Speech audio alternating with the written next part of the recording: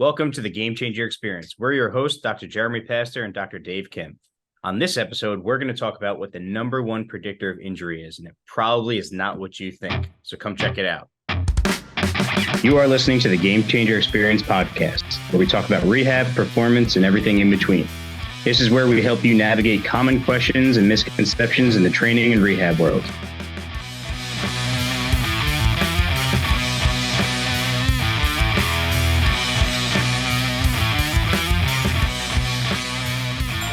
So Jeremy, I've heard you talk about this topic a lot, especially during your course, and you've definitely posted about this before. So let me set the stage and ask you the question, what is the number one predictor of injury? What are some things you can control and what are some things you can't?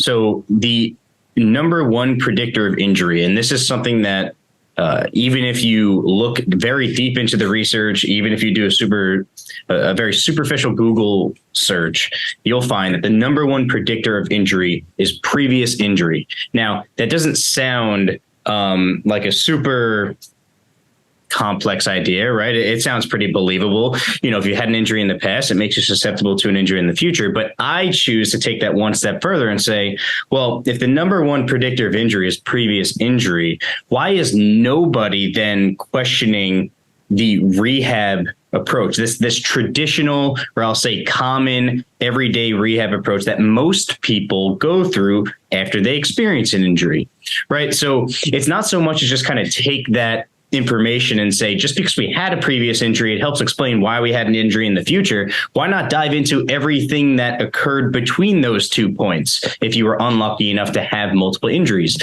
Why not say, what is it that I did to try to address the pain that I was dealing or try to address that injury? And how can I potentially have done something different to better prepare myself to come back to move forward, right? So in looking at that, we obviously need to take a deeper dive into what we would call like the traditional. I hate that word, right? I hate traditional because it almost like implies like there's a right way, or just because something's more common or has been around longer that it is, this kind of gold standard. But we're going to use the word anyway for the sake of simplicity, right? We have to take a deeper dive into what is kind of traditional rehab, right? And maybe where the limitations are that could help us understand why the number one predictor of injury is future injury, right? So like, if you want to kind of dive into that first, I'll let you kind of take the first stab at it, right? Like, what is it about the traditional model,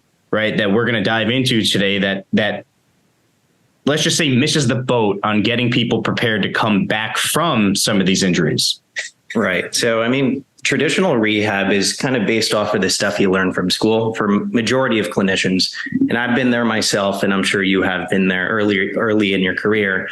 So the way school kind of teaches it is, if there is a side of pain, there are a couple things you have to do or look out for, right? So number one, you have to check that joint itself and, do special tests, see if there's anything structural going on. Two, you check the muscles around just to see, if things need to be stretched because it's tight.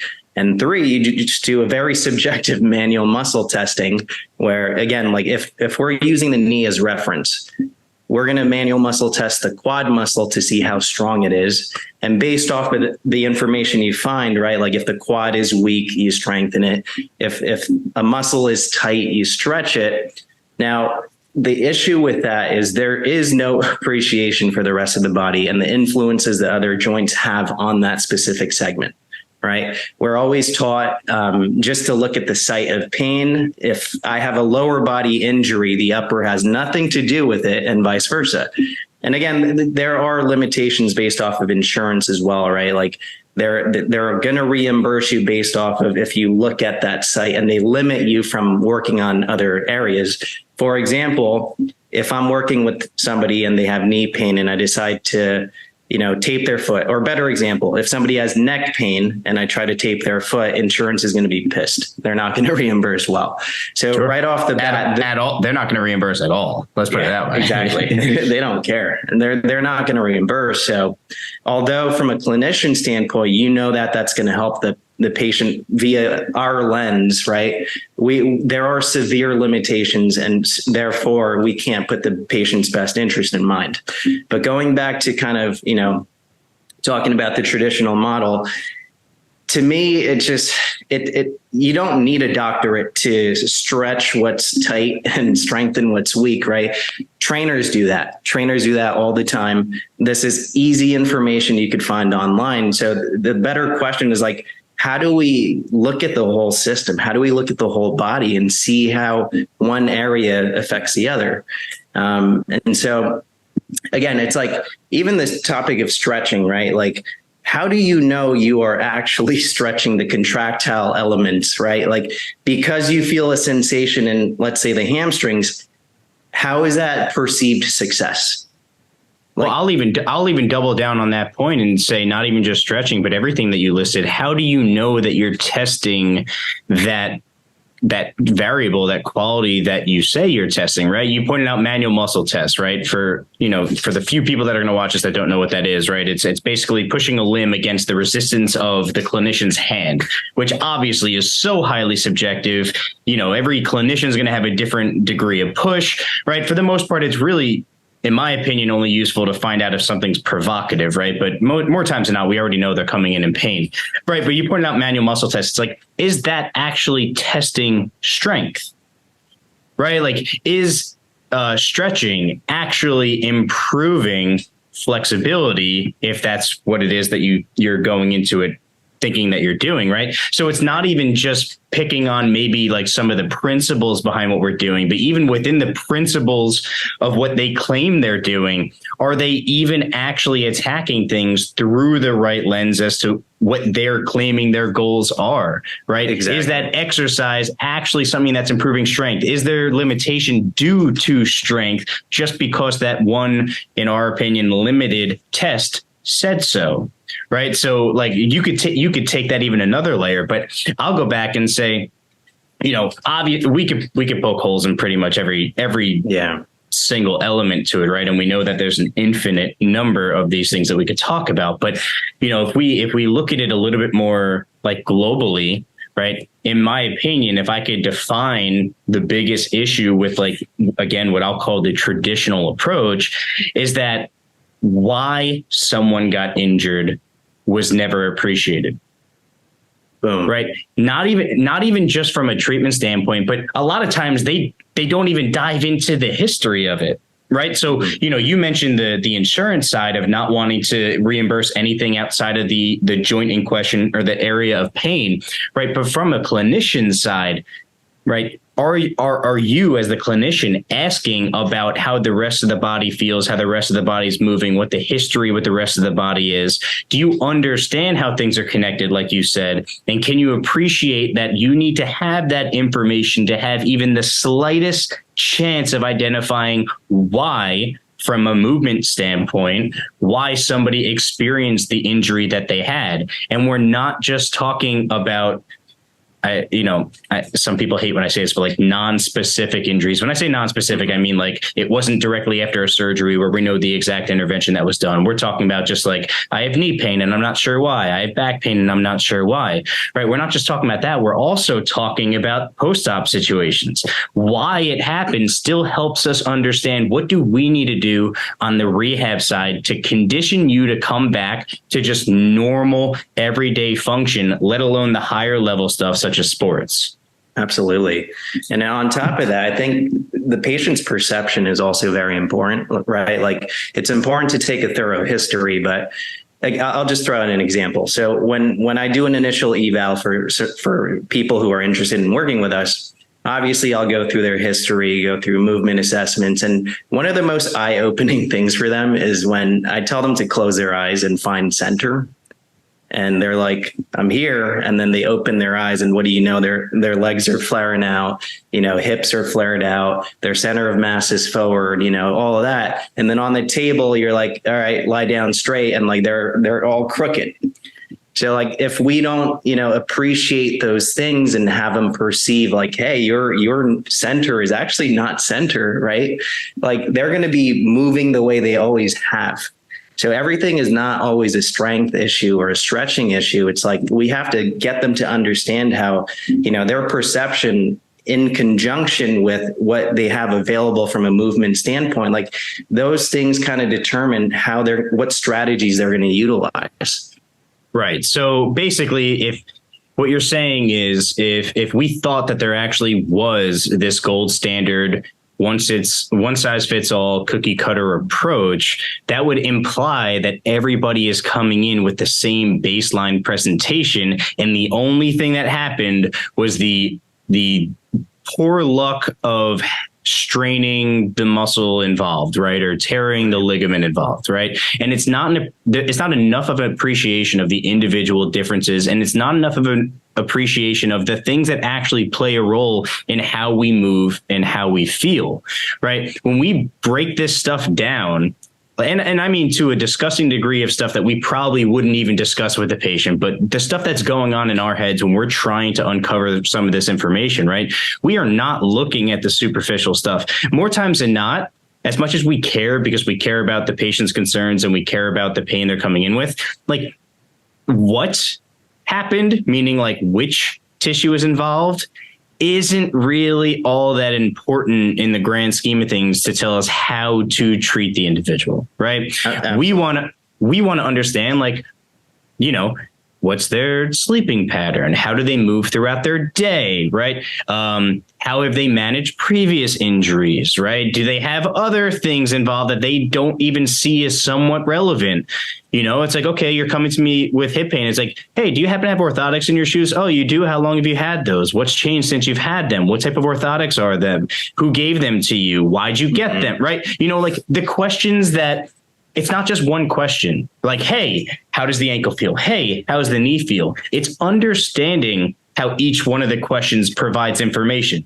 You know Absolutely. what I mean? When we talk about like getting a thorough history, I think sometimes people think that just means asking a lot of questions, right? Or, like my favorite thing is, we pick on PT school. Obviously there's great value in PT school. I think we're just all so raw when we're there that we can't see the value in some of the details, right? But, it is widely taught, treat the joint above and below. Right. But what does that mean? Exactly. Right? If I have knee pain, it doesn't just mean I have to massage the hip, I have to massage the foot.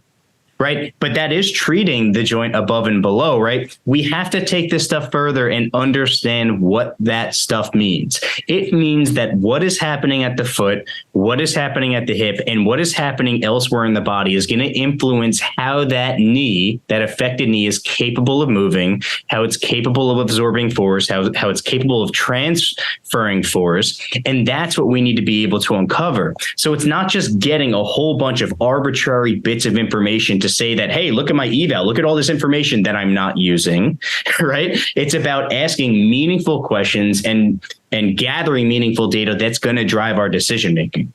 Absolutely. I mean, it's a series of relevant questions to the person in front of us. That's so important. Absolutely. Right? Yeah, that's a great point. So like, again, like if we're working with an athlete, for example, right, like they're already training a lot. And there are a lot of PTs out there who want to push like barbells and like this loaded workout for them. But like if they're already training at such a high intensity for repeated bouts, it's like, what if we're doing further damage?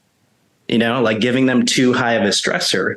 So Sure. It's like those are the things we have to appreciate, right? Like you have to see what they're doing from a daily perspective. And I preach this always to anybody I work with. It's like, how much sleep are you getting?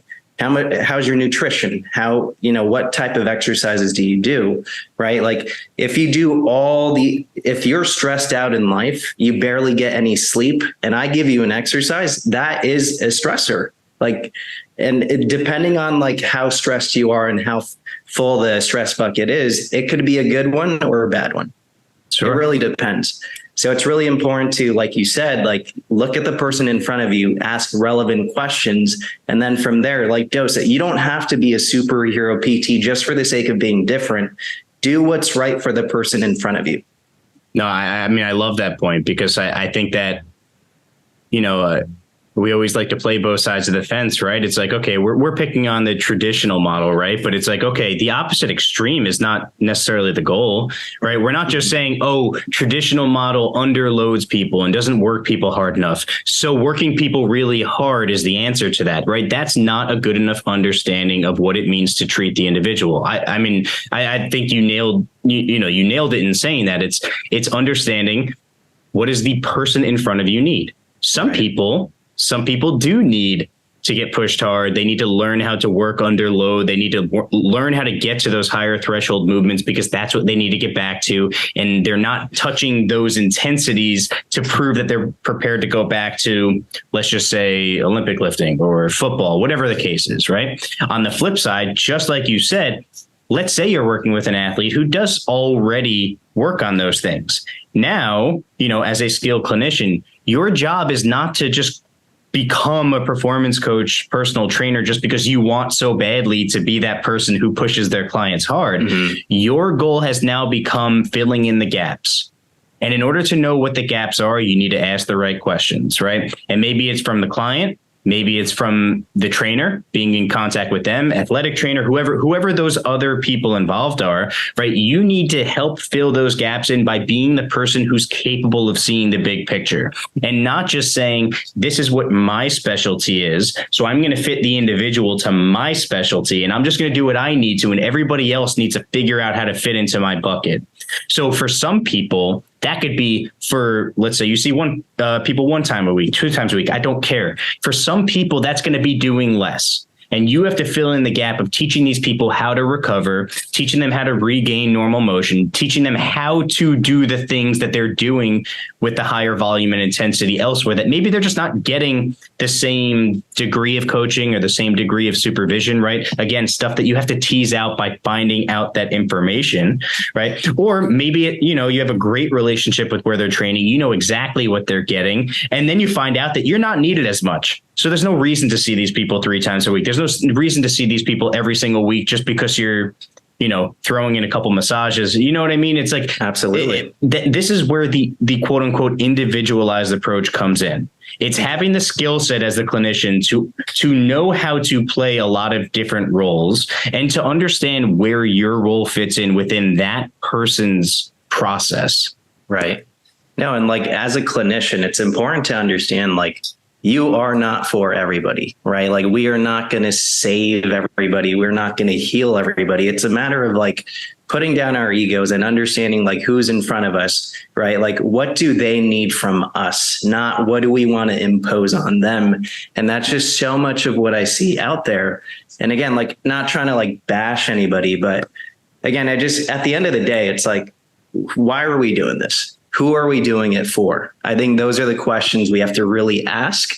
And once we keep asking those deeper questions, it's you have to go down the rabbit hole of trying to figure out what's important for that person you're working with. And if that includes researching their sport or getting to know them better, what they're doing outside of rehab and the sports they're already doing, do that, because that's what's required to have that individualized approach. Yeah. And how do we get better at what we do? Right. Sometimes I always make a joke with patients, referencing forgetting Sarah Marshall. It's sometimes do less.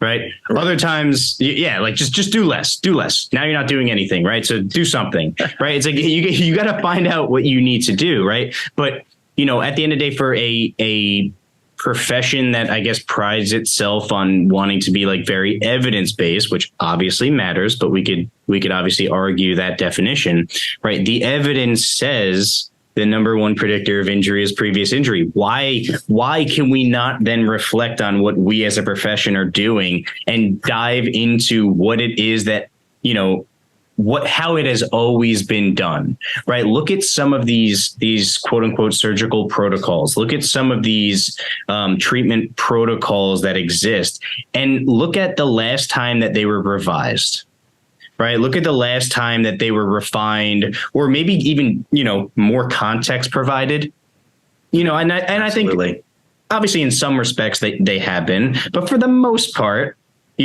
we're still seeing a lot of the same practices that sometimes I get surprised and I go, whoa, wait, I thought we were all in agreement that that's not really, it's that's not really how we do things anymore. So it shocks me every time I come across one of those things. But I think that, we're physical therapists, right? So we can speak for our profession to a degree. It's like, I think that we need to have the humility to look at what we're doing and just saying, did what we provided over the last 3 months, 6 months, 12 months, depending on the issue, did that play a role in how prepared they were to go back? Right. And we just want to do our best to be like less wrong over time. Because, absolutely, I think you kind of opened with the question, like, what are the things in our control and what are out of our control? Right. We just listed everything that's in our control to an extent. The stuff that's out of our control are the stuff that, like, you can't control for everything that happens on the athletic field or court. Right. Exactly. You can't control for every single breath you take and every single step you take, on a daily basis. You can't control for some things throughout your day, nor would it ever be realistic to expect you to. Right. So injuries can happen regardless of how well you prepare. It's not about placing blame. It's not about retore my ACL, so it's this person's fault or it's this surgeon's fault. That's what people want to do for some reason, because they don't really want to take responsibility, right? It's about everybody just not being afraid to take a portion of the blame, right? Absolutely. Eliminate the kind of the insurance element of it, the malpractice element to it, right? Because I am definitely not claiming that anyone's doing anything malicious. I'm just saying everybody needs to be okay with saying, wow, I really wish I would have looked at this a little bit closer, or I really wish I would have focused more heavily on this, so that what that does, it allows you in the next experience to be able to from the beginning be more mindful of something that maybe in the past you didn't do. Now, it's really hard for, I think, proud professionals to do that. Yeah. Right. But I do think the ones that are capable of creating the biggest change are the ones who are honest with themselves and honest with their patients, and just say, this is what we're using to guide our decision making, and this is how we're going to, get from step A to step B. Absolutely. You nailed it on the head. Like, we all need to be a little bit more humble. We need humility. We need to appreciate that we don't have all the answers, and that's okay. But in the midst of that, we do need to make sure we have a steady process that we're constantly refining, so that we increase the probability of getting you better versus us just failing and just kind of blaming the patient because they do certain things. Or, it's just like, we need to take accountability to move the profession forward. Absolutely. And I love discussions like this, because I think that it's almost like disseminating the research to understand what it's actually telling us. Right. 20 people could read the exact same sentence and interpret it in 20 different ways. Right. I choose to interpret it this way because of what I see on a regular basis and my own biases as to what I believe will better prepare people to come back. So again, like, we could obviously talk about this type of topic endlessly. And one day I would love to have like a guest come on, maybe like another PT or someone, maybe even like an orthopedist, and just get their perspective as to what they think this type of research insinuates, and just have a really good conversation about this. But, I thought that was really great for today. I do think this kind of is a nice, neat segue into our next episode, where we kind of talk about a little bit more of some of the elements we just brought up. So, if you guys did enjoy this conversation, please be sure to subscribe and definitely check out our next episode coming up next week. Thank you so much for catching today's episode. If you liked it, save it, share it, and leave a 5-star review. It helps us get the message out to more people just like you. We'll see you guys on the next episode.